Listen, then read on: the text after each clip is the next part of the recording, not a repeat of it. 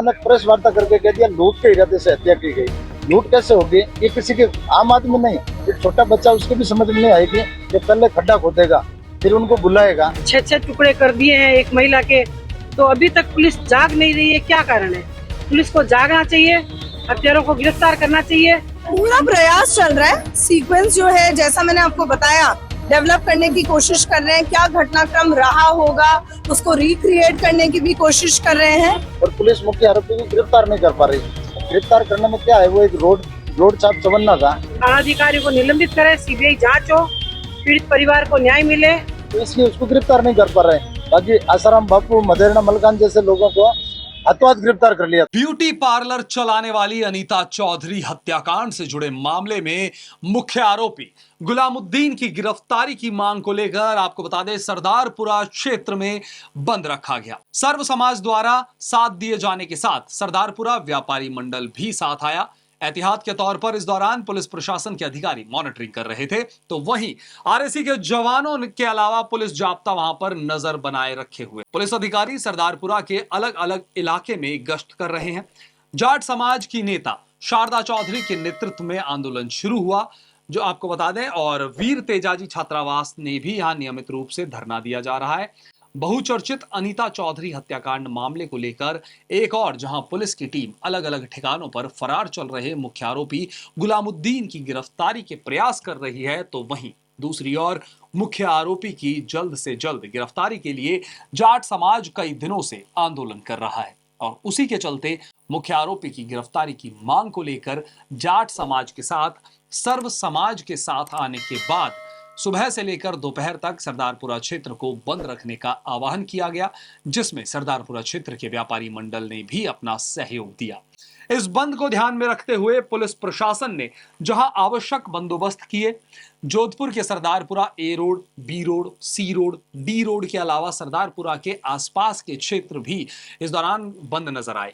इस मामले में पुलिस के सामने बड़ी चुनौती कड़ी से कड़ी जोड़ने की है, जिसमें सबसे बड़ी परेशानी यह आ रही है कि अनीता चौधरी के परिवार द्वारा जांच में पूरा सहयोग नहीं किया जा रहा है।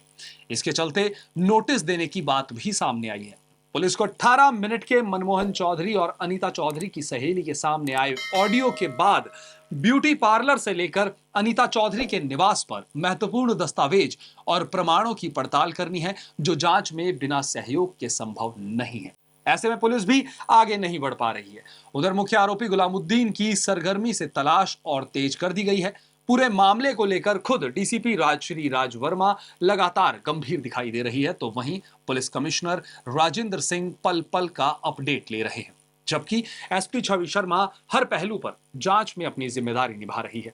इसके अलावा जोधपुर के सरदारपुरा इलाके मामले की सह अभियुक्त के रूप में गिरफ्तार की गई मुख्य आरोपी गुलामुद्दीन की पत्नी आबिदा को कल अदालत में पेश किया गया था।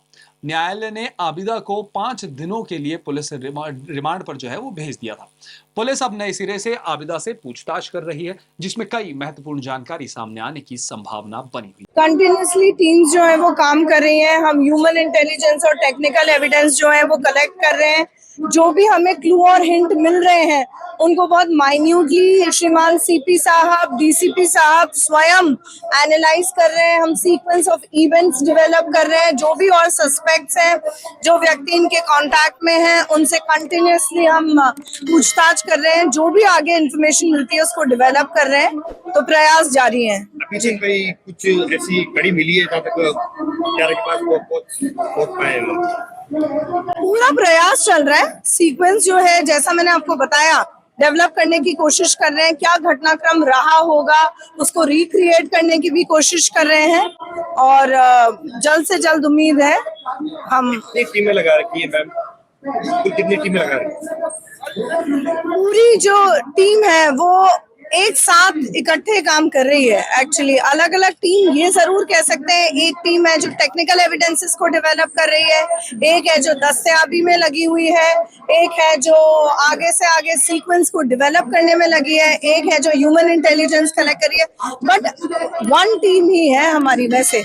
देने के लिए तो अलग अलग टीमें जैसे ही कोई ऐसी इंफॉर्मेशन हमें प्राप्त होती है, वैसे ही जो उपलब्ध हमारे पास टीम होती है उस वक्त बेस्ट पॉसिबल जो लोग उपलब्ध होते हैं उनको तुरंत भेजा जाता है। लेकिन हाँ, यदि आप ऐसे बात करना चाहते हैं तो कम से कम हमारी 10 टीमें अलग अलग आयामों पे काम कर रही हैं और बहुत माइन्यूटली मॉनिटरिंग करी जा रही है डीसीपी साहब द्वारा और सीपी साहब द्वारा। दिल में पीड़ा है, आज पूरे राजस्थान के दिल में पीड़ा है, आज पूरे देश के अंदर ये मामला उठ चुका है कि आखिर 5 दिन 6 दिन ये धरना नहीं है, इस परिवार की पीड़ा है जो कभी बॉडी लेके एम्स हॉस्पिटल गए, वहां बैठने नहीं दिया, फिर समाज के मंदिर में आके बैठे, और आज ये जो हिंदू धर्म के अंदर 12 दिन तक आदमी घर छोड़ के बाहर नहीं जाता है, लेकिन आज ये परिजन एम्स में बैठे, मंदिर में बैठे, आज रोड पे बैठे हैं क्योंकि इनकी पत्नी की, इनकी माँ की जो बॉडी है 6 टुकड़े एम्स हॉस्पिटल में पड़े हैं और पुलिस मुख्य आरोपी को गिरफ्तार नहीं कर पा रही। गिरफ्तार करने में क्या है, वो एक रोड छाप चवन्ना था,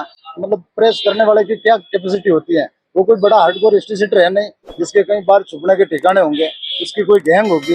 लेकिन उस आदमी को पुलिस ने जब ऐसे जो गए थे मौके पे, उनकी पत्नी को बातचीत की थी, फिर इसके बात करवाई थी गुलामुद्दीन से, फिर गुलामुद्दीन फरार हो गया, तो पुलिस या तो उसको भगाना चाह रही थी, अगर थाने से 500 मीटर दूर वो खुद बैठा है गुलामुद्दीन, और पुलिस गंगाना में जहाँ बॉडी है वहाँ खड़ी थी और बात करके पहले दस्तयाब करती, पुलिस उसको भगा रही थी, इसकी पूरी स्क्रिप्ट पहले लेके गई थी।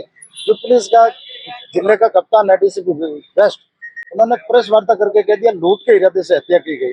लूट कैसे होगी, ये किसी के आम आदमी नहीं, एक छोटा बच्चा, उसके भी समझ में नहीं आएगी कि पहले खड्डा खोदेगा फिर उनको बुलाएगा। आपके चैनलों पे वीडियो फुटेज वायरल हुआ है, वो एक सामान्य से सलवार कुर्ते में जा रही है, सलवार कुर्ते में क्या, गले में 2 चैन, एक कड़ा है, अंगूठियां हैं, और वही अंगूठी अगर लूट के उद्देश्य से होती तो पुलिस ने वो अंगूठी गुलामुद्दीन के पत्नी के हाथ से कैसे बरामद करी। लूट की होती, उसके ऊपर कब्जा होता तो वो ले जाके गहना बेचता, लेकिन वो पैर के कैसे घूमती। तो मामला बहुत ही बड़ा गंभीर है, जब तक सीबीआई जांच नहीं होंगी तब तक इस मामले का खुलासा नहीं हो सकता। पुलिस की तरफ से हाल तक गुलामुद्दीन आज 7 दिन हो चुके, अभी तक हाथ में नहीं आया। हाथ में आएगा कहाँ, हमें तो पूरी शंका है कि उसको मार दिया सबूत मिटाने के लिए, पहले अनिता को उससे खत्म करवा दिया और अब उसको भी खत्म कर दिया होगा ताकि चैन खत्म हो जाए। अगर जिंदा है तो एक रोड छाप चवन्ने को गिरफ्तार क्यों नहीं कर पा रही पुलिस, उसके ऊपर बहुत बड़े हाथ है, जिसके अंदर उसको भी संदेह, सुमन को भी मारने की आशंका रहती है।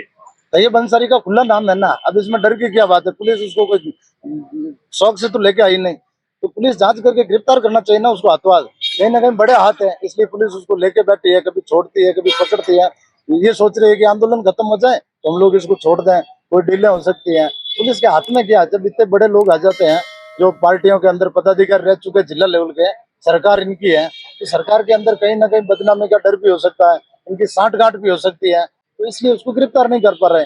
बाकी आसाराम बापू, मदेरणा मलकान जैसे लोगों को हाथों हाथ गिरफ्तार कर लिया था, लेकिन इस मामले में गिरफ्तार क्यों नहीं कर पा रहे हैं। आसाराम बापू जितना हाई प्रोफाइल केस था जिसको सीबीआई भी डर रही थी, उसको जोधपुर पुलिस ने पकड़ लिया, तो पुलिस को वही मिसाल कायम करनी चाहिए, लेकिन पता नहीं पुलिस क्यों कर रही है। पुलिस का पूरा फेलियर नजर आ रहा है।